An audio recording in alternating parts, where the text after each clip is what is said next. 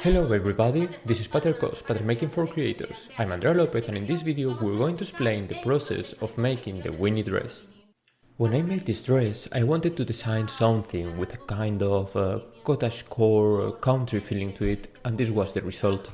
While doing it, I was thinking of a linen fabric or something natural like that. The dress itself is not complicated. It has a few sewing steps, but they're not complicated techniques.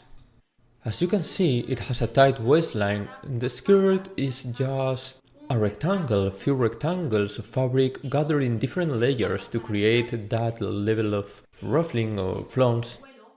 On the top, we're also gathering the fabric, so it's going to make it easier for us to adjust the size of it. As long as the waist fits us, the rest of the dress will fit us without problems. The sleeve has a kind of lantern shape, puffy sleeve, and the collar has an opening on the front, so it gives it a very sweet look to it. The fastener of this dress is a bit special. It has no zip, but on the back of the dress, from the cut of the yoke to about the hip line, we have a vertical opening that can be closed using buttons or snaps. Before we start with the actual tailoring, I would like to point out that the pieces of the skirt, being rectangles of fabric we have to gather, are quite large, meaning that because of its size they didn't fit well in camera. So, at the beginning of the video, you're going to see a little explanation on the whiteboard, explaining how you have to cut the pieces and also a bit of the process to sew them together, which is a quite simple process. We need to use the fabric rectangles to make circular pieces we'll later insert into the waistband, so we can use it as an overview. An overview in a space we can easily see everything at a glance, so we'll be able to go a bit more nimbly in the sewing of the skirt, focusing mainly on the body part, on the back fastener and so on, which are the parts that are a little bit more complicated. Let's get to it. Let's start by looking at the skirt part. The skirt is made of rectangles. In the pattern, to save paper, you'll see some pieces that are actually smaller than what the skirt really is, but they're going to mark us the height of the two pieces that will make this part. On one hand, we have some taller rectangles, which will have to be placed on the fabric. For making the prototypes, we always use fabrics that are 140 centimeters wide. We'll place the rectangle and we'll take the full width of the fabric. We need two identical pieces so that the skirt of the prototype at the top will have a width of almost 3 meters. These two rectangles of fabric will have to be sewn together by the sides. You can use whatever kind of seam you prefer. Serged and pressed open, a French seam, whichever you like. We'll then have a circular piece we'll have to gather at the top so it will fit the width of the waist. Then we have a smaller rectangle pattern we'll also have to place across the width of the fabric. As I want the bottom piece to have twice the flounce than the upper piece, I will have to cut 4 rectangles of fabric. These 4 pieces will also have to be sewn by the sides so that we'll have a pretty large circular piece. We'll also gather it on the top so it fits the contour of the piece above. For the upper piece, on its bottom, we'll make a double hem we'll sew with a machine stitching. And for the bottom piece, we'll make a hem both on the top and the bottom.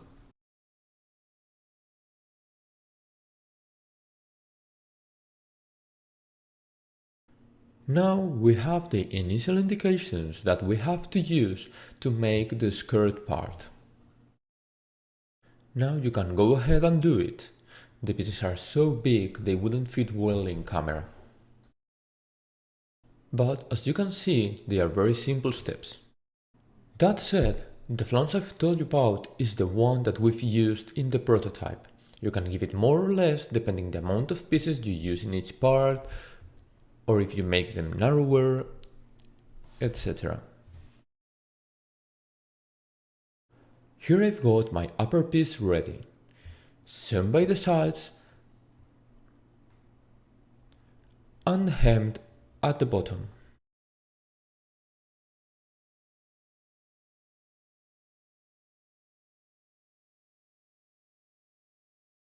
The upper part has no finishing because we have to sew it to the waist.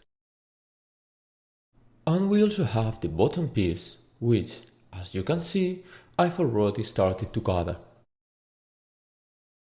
It has a hem both on the bottom and the top.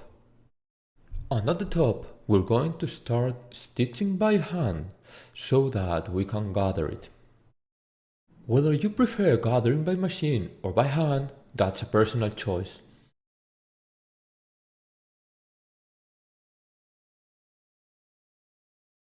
I, personally, prefer making 2 lines of parallel stitches so that the gathering is clean and tidy.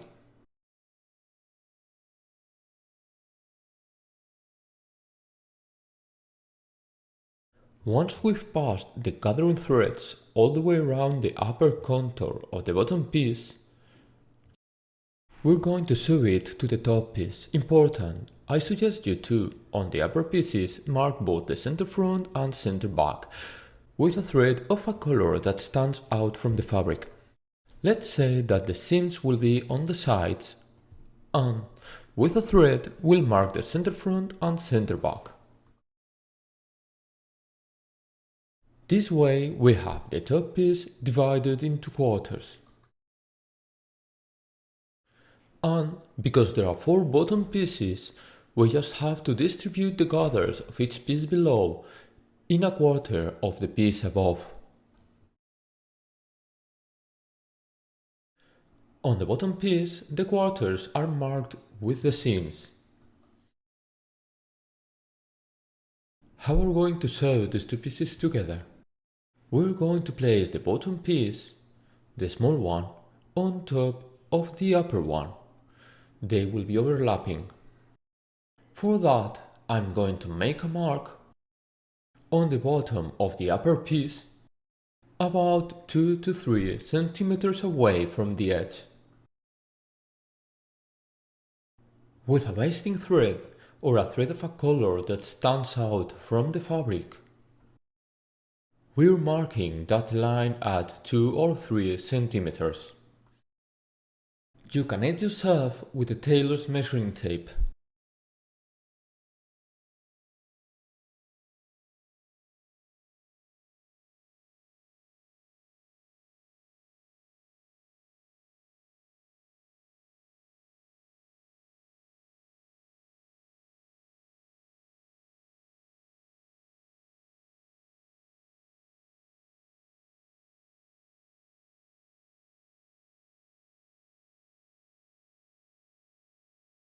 Now that the mark is made all the way around the contour of the bottom, we'll start placing and spreading all the gathers of the bottom piece. Look how I'm placing it on top. I'm now matching the edge with the line I've marked in thread.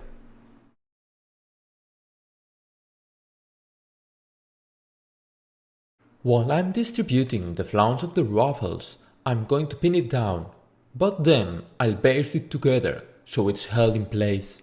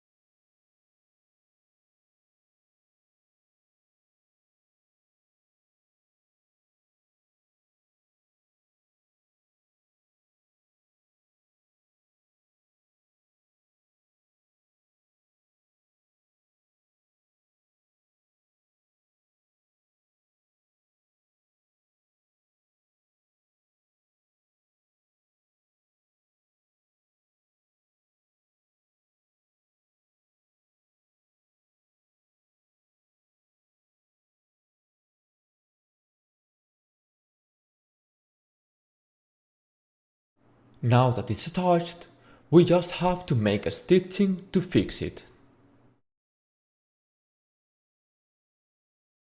You can do the stitching right on top of the stitching we made earlier for the hem. This way, the bottom piece with the ruffles is going to be fixed in place. For the prototype, I've just made a single stitching, but if you prefer it, you can make two parallel ones.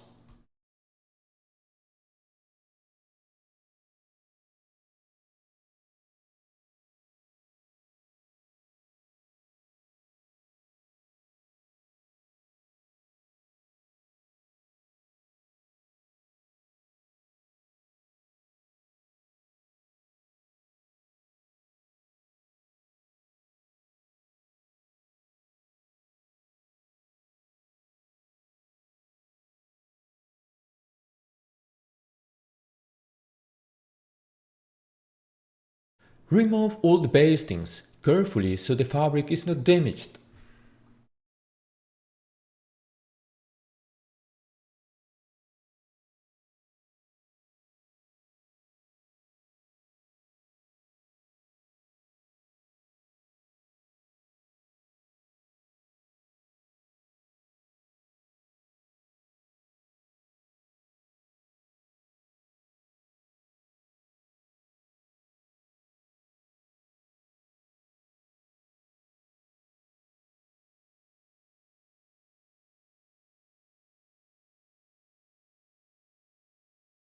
And the same kind of stitches we did for gathering the ruffle piece, we're going to do on the top of the skirt to gather the whole waist and to be able to adapt it to the waistband, to the width of the waistband.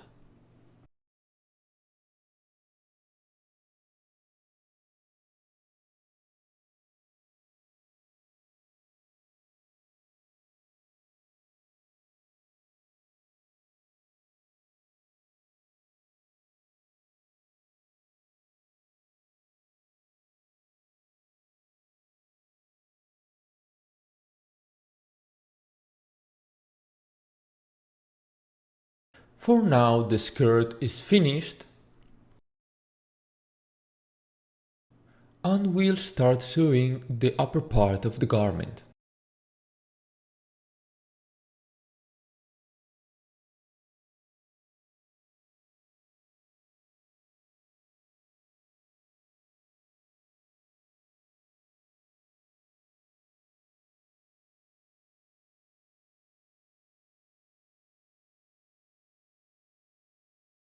Reserve the skirt for later and let's move to the body. There are some quite wide pieces we'll have to gather both up the top and bottom. They will make most of the body, more or less from chest to waist. It's important to mark on these pieces the center, so you have the center front and center back well defined with a thread. Use a thread of a color that stands out from the fabric. Once the threads are ready to gather, we're going to sew the sides of the blouse together. I'm using a French seam, so I have to place the pieces reverse to reverse in order to pass the first stitching. This type of finishing is the same one I've used for sewing the sides of the skirt.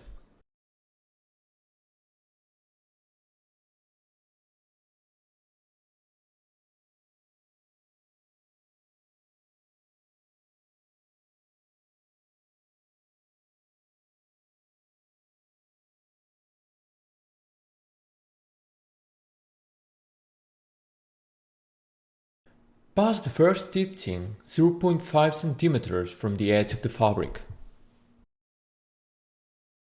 Cut the seam allowance with the scissors to make it about 2 to 3 mm wide.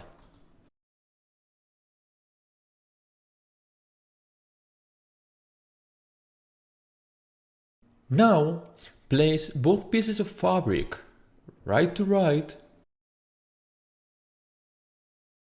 and make a second stitching 0.5 centimeters from the seam allowance.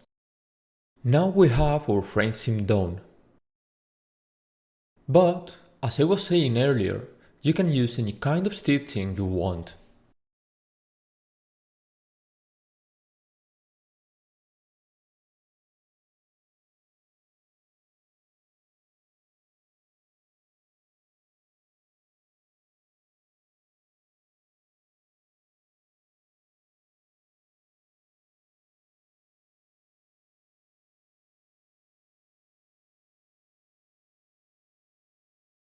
We'll gather the whole waistline to adapt it to the waistband piece.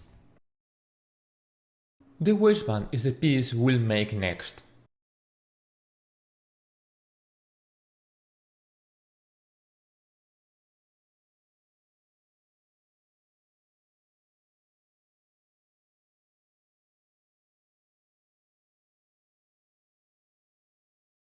The waistband piece is made by a rectangle, which we have to cut 4 times. This piece can be interfaced. Important!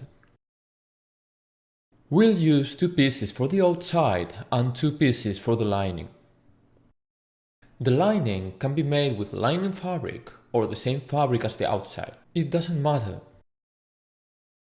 It's important to, before sewing the waistband into a completely circular piece, try it on and check that it fits, that we can stick a couple of fingers in between the piece and our body. Because once the waistband is closed, as you can see in the video, we won't be able to try it on anymore till we've put the fastener on the back. The skirt and the body parts are wide. There won't be any fitting issues.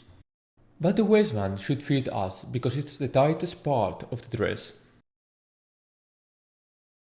As you can see, we've put the pieces right to right, we've passed the stitching by seam allowance and we press the seam open. Now, place the waistband piece right to right with the body part and distribute all the gathers.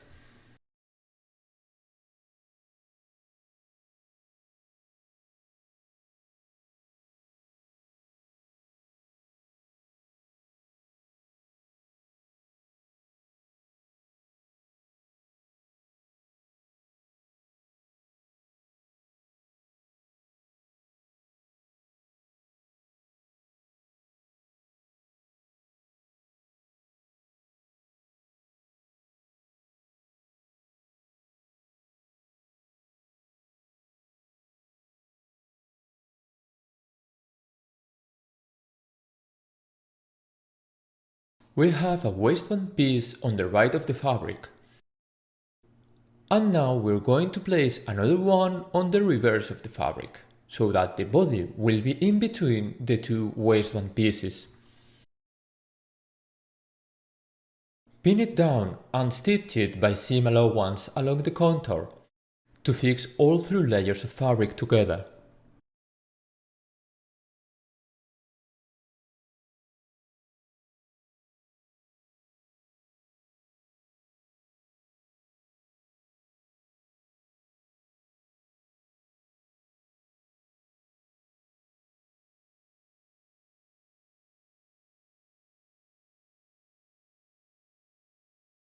Press the 2 waistband pieces downwards.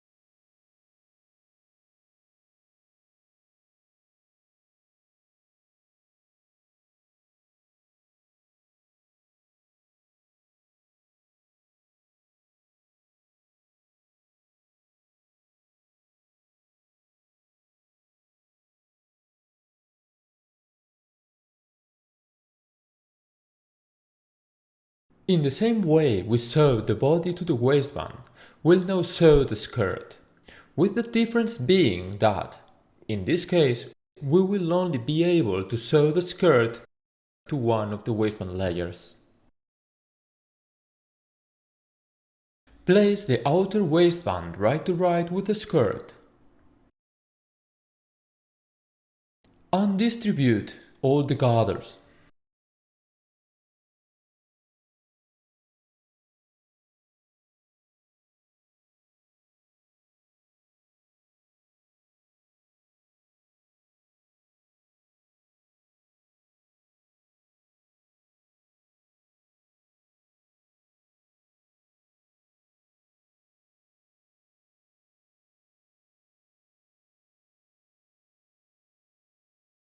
Pass a stitching by seam allowance to hold the two layers of fabric together.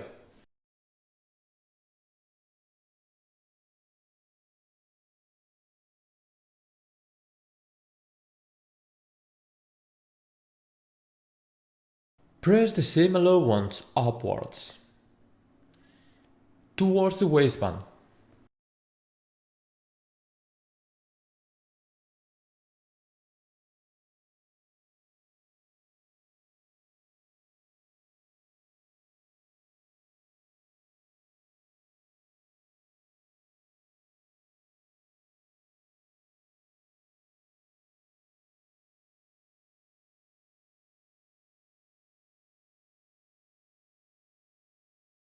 On the outside, the waistband area is perfect. Now, looking at the dress from the inside, we'll finish the waistband on the skirt side as well.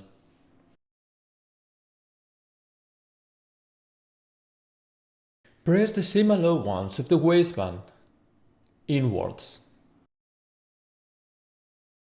Take the stitching we've just done on the outside as reference. Press it and hold it with pins.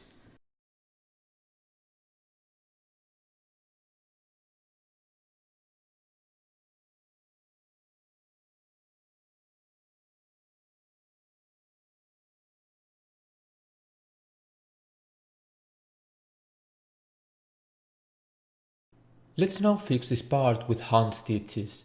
We could do it with the machine too, but the stitching will be visible from the outside, it's optional. Anyways, let's remember that both on the body and on the skirt we have marked with a thread the center back. Let's start sewing the waistband 1 cm away from that center back line on both sides. 1 cm on each side. We need to keep that center area clear, because later we're going to add the dress fastener there.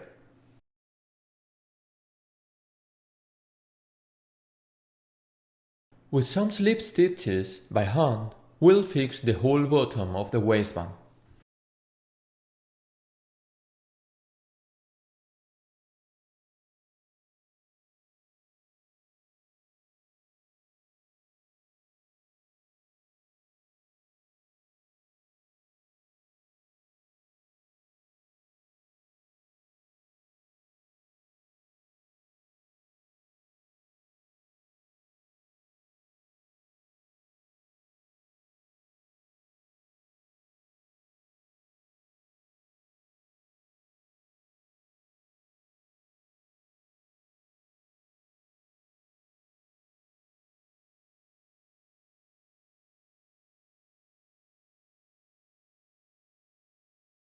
The next step is the fastening on the back. We have two rectangles we can interface, that's just optional, and we'll press them in half.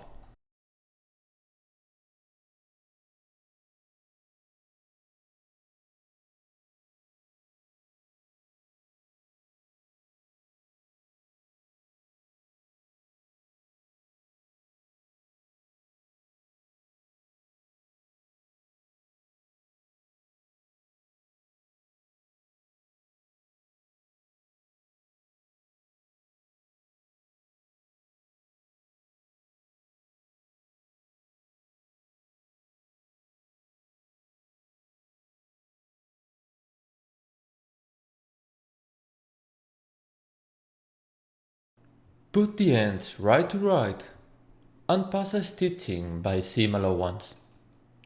Press the seam open and press the seam again in the middle. Fold the piece following the seam line, so that one side is on top of the other.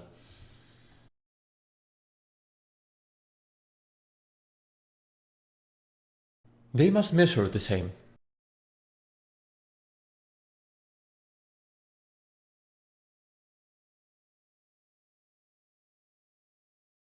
Get the dress back, and our reference will be the center back line. Right now, the threads I have to use to gather go from one side of the bag to the other. And we're going to have to cut them with the scissors at this center back reference line. So I'm going to split the gathering threads in right and left sides so that when I cut them with the scissors I won't lose all the gathers.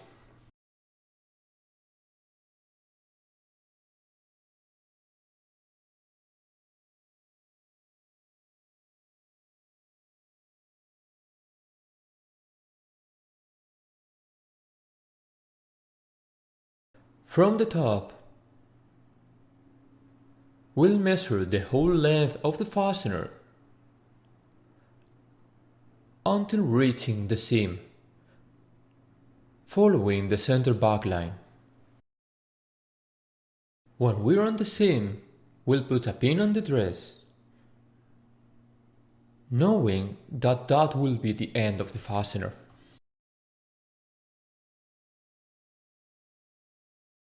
Cut along the reference line with the scissors until you reach the pin.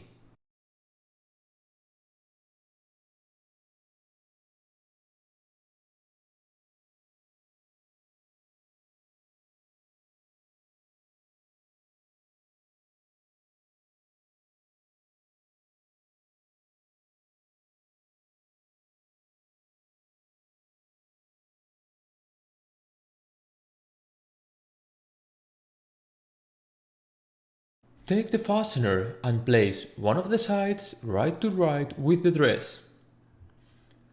Go all the way down. The end will match the seam. And there, in that corner, we'll come back up the other side of the dress.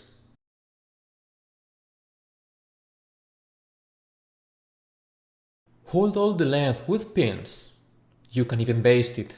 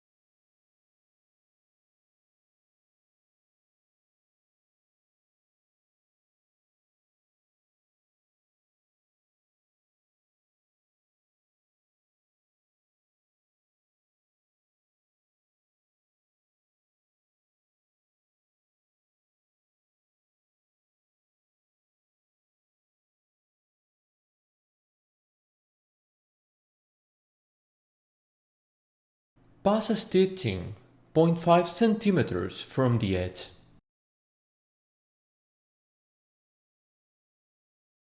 The most complicated part may be the corner.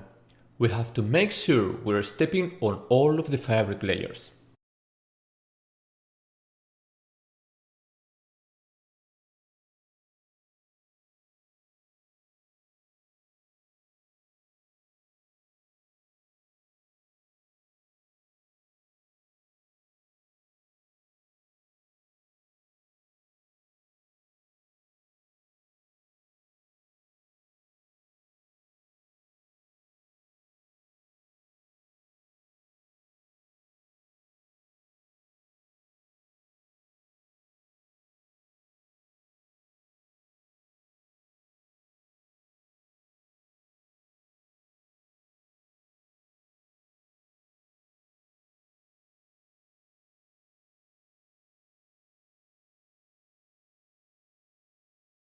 Press the seam allowance to the inside of the fastener.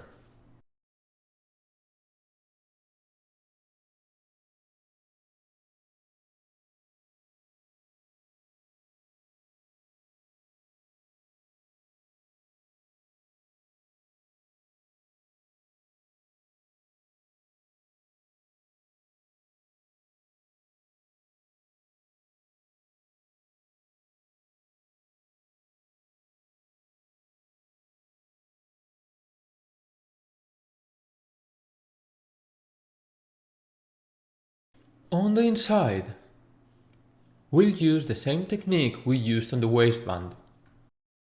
Press the seam allowance to the inside, using the stitching we've just done as a guide.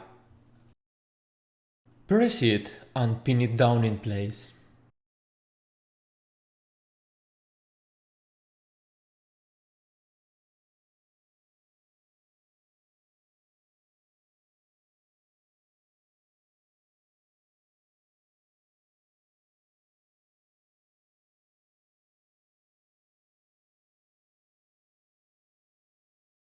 You can finish fixing this piece from the inside by hand or passing a machine stitching right next to the edge to fix it. For the prototype, we passed a machine stitching because it's stronger and we're talking about the fastening area of the dress. Once the stitching is done, on one of the sides, we'll press the zip inwards.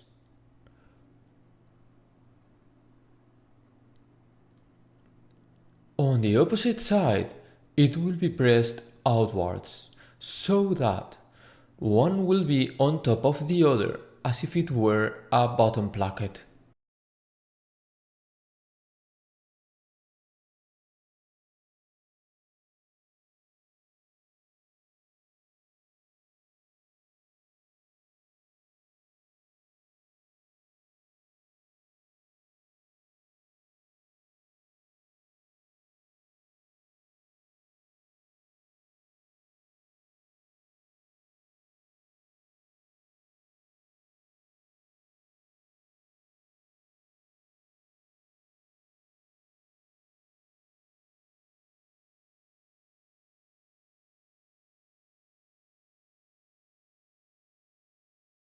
Here you can perfectly see how we can place one side on top of the other.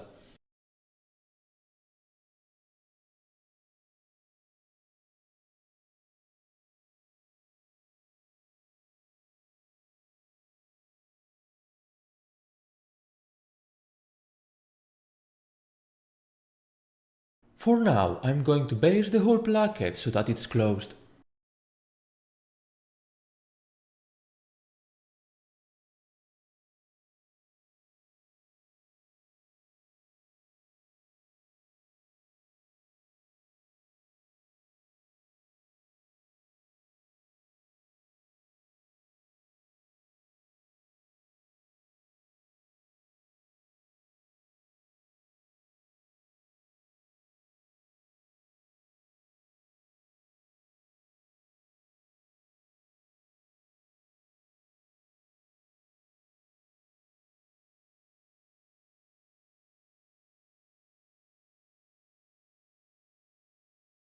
In the next video, we'll focus on seeing the making of the upper part of the yoke and the sleeves.